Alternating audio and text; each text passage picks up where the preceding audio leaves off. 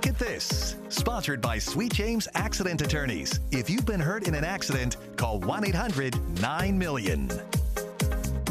Beverly Hills is known the world over for its huge homes and the stars who own them. In tonight's Look at This, star Desmond Shaw is over an estate that once belonged to two Hollywood power couples. We'll take a look at this home in Beverly Hills. This is the Frederic March House, and it's had an enduring connection to Hollywood and the entertainment industry for more than 90 years. Tucked into this lot just north of Sunset Boulevard, it's also known as the Ridgedale Estate, and it was originally built in 1934 for one of Hollywood's most celebrated stars of the time, Frederic March, and his actress wife, Florence Eldridge. They were one of Hollywood's first true power couples. March is recognized as one of the most prolific and decorated actors of the 1930s and 40s, having won 2 Academy Awards, a Golden Globe, and scores of other accolades. He was active in Hollywood for more than 50 years.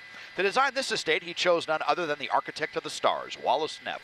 Very prolific in his own right. He designed more than 500 homes across the state. And for Hollywood royalty that included Mary Pickford and Douglas Fairbanks, Rudolph Valentino, and Cary Grant.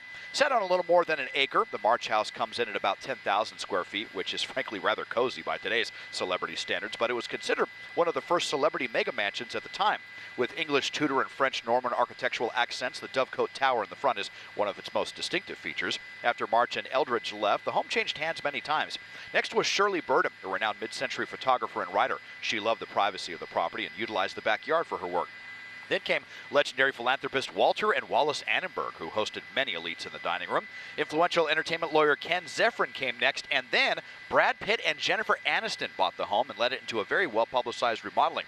Although they divorced and left the home, its next owners realized their vision by adding a 2-story guest house, tennis court, and the dual-gate entrance. It's not clear who owns the home now, but it last sold in 2020 for about $32.5 million. Definitely is not the biggest home in Beverly Hills, but few homes can match its amazing history and pedigree. Taking a look at the Frederic March House from SkyCal, I'm Desmond Shaw.